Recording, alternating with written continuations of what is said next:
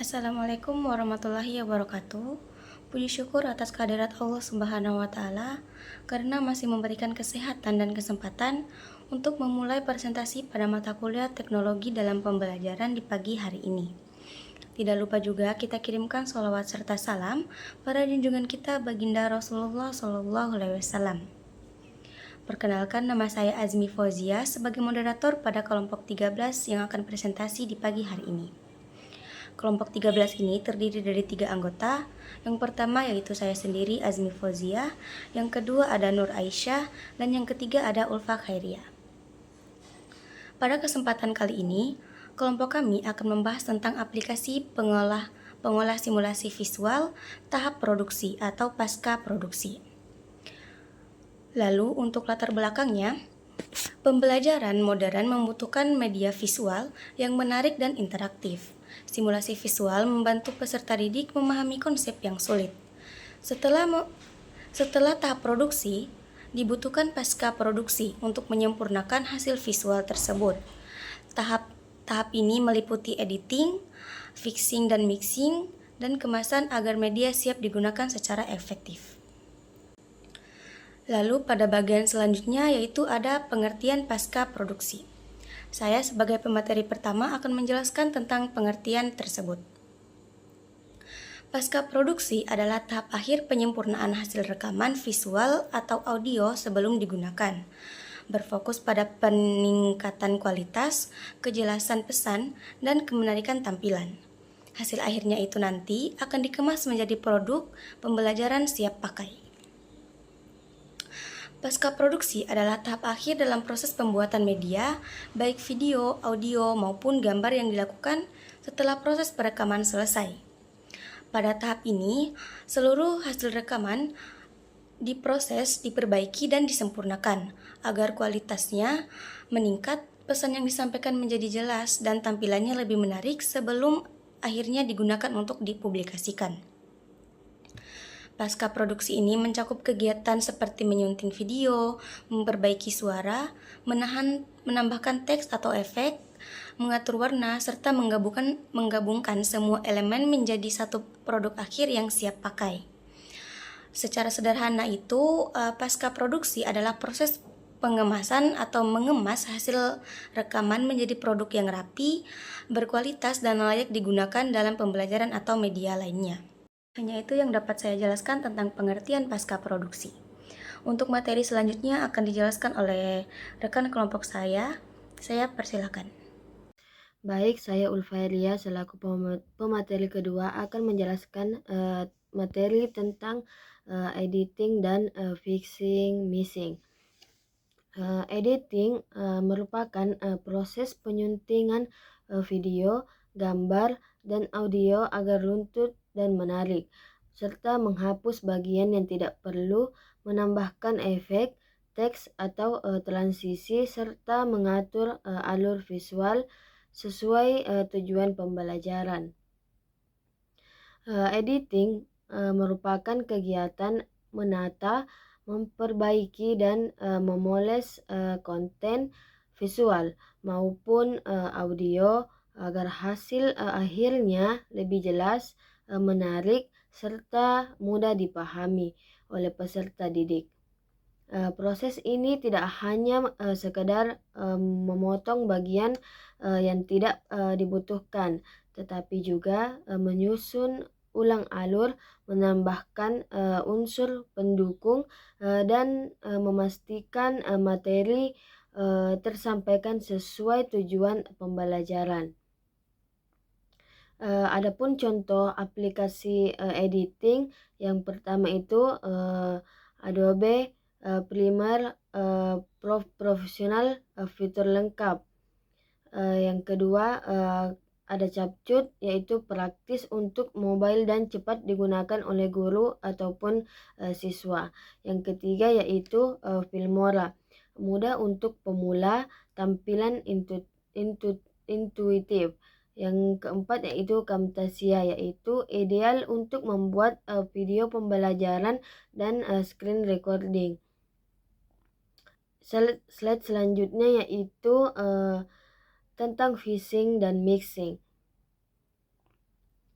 Fixing adalah tahap memperbaiki kualitas visual dan suara, sedangkan mixing adalah tahap mencampur dan menyeimbangkan narasi, musik, efek, ataupun suara.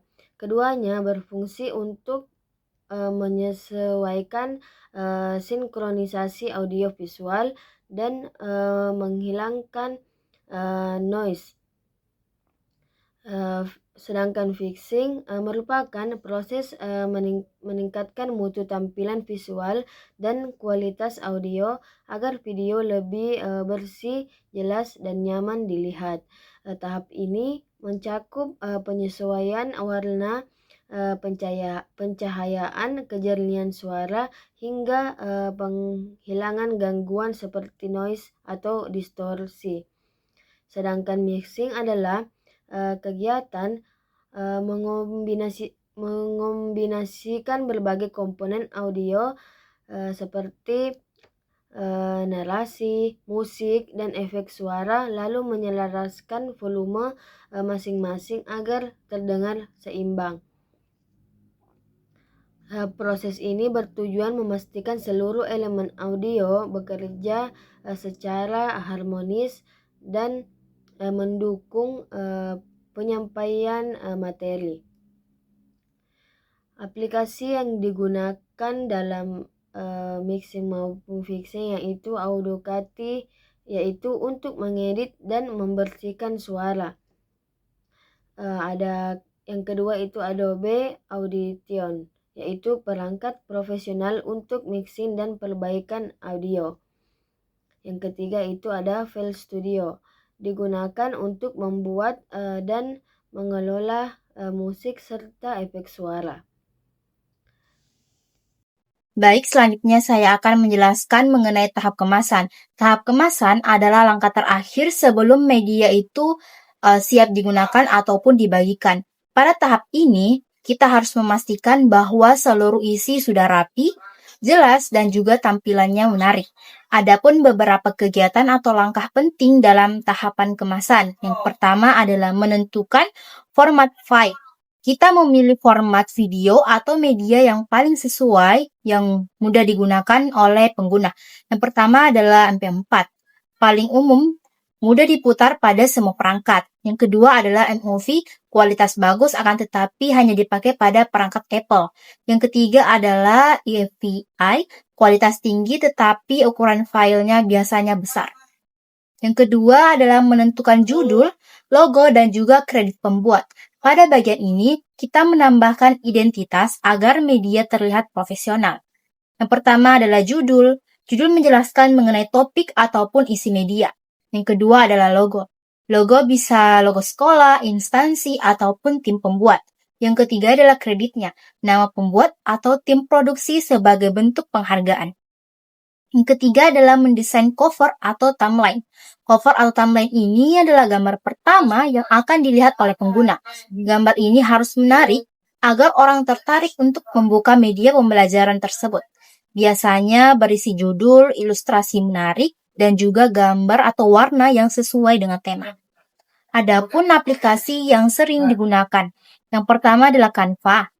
Canva ini berguna untuk membuat cover atau thumbnail yang menarik. Yang kedua itu adalah After Effects. After Effects ini untuk membuat animasi dan juga efek visual agar media itu bisa terlihat lebih profesional. Yang ketiga adalah Media Encoder. Media Encoder ini untuk mengubah atau mengekspor video ke berbagai format dengan kualitas yang sesuai.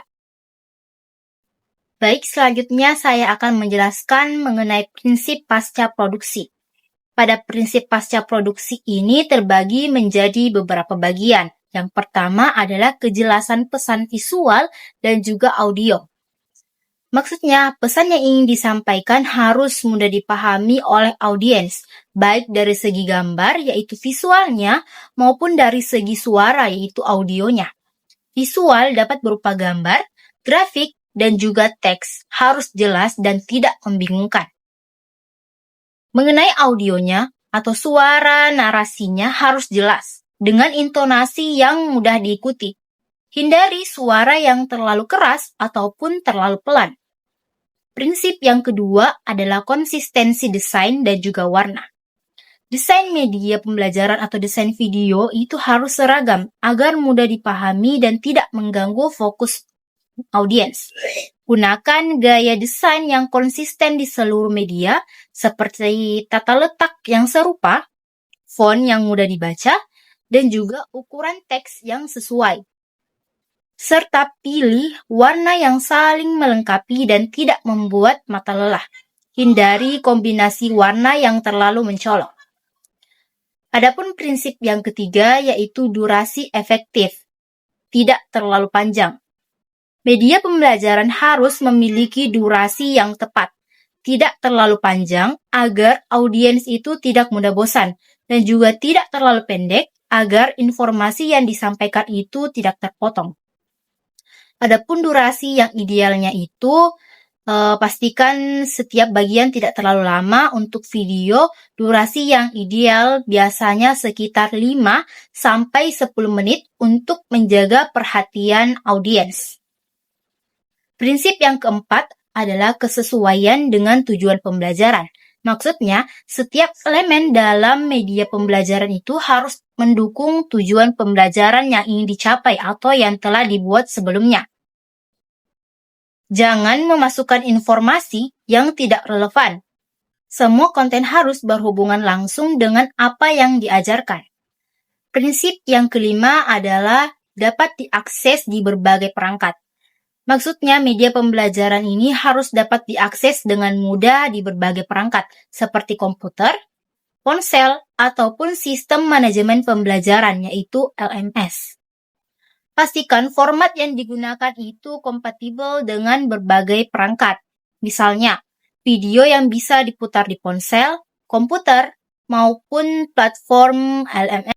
Baik teman-teman, itulah tadi pembahasan tentang aplikasi pengolah simulasi visual tahap produksi dan pasca produksi. Bagi teman-teman yang masih belum paham atau ada yang ingin dipertanyakan soal materi tadi, saya persilahkan.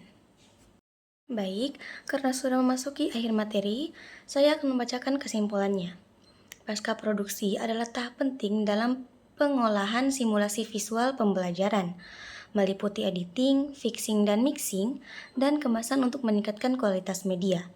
Aplikasi pengolah membantu menciptakan media yang menarik dan profesional. Hasil akhirnya harus mendukung pembelajaran yang efektif dan menyenangkan. Dengan sudah terbacanya kesimpulan tadi, berakhir sudah diskusi pada pagi hari ini. Saya Azmi Fauzia dari kelompok 13 pamit undur diri. Wassalamualaikum warahmatullahi wabarakatuh.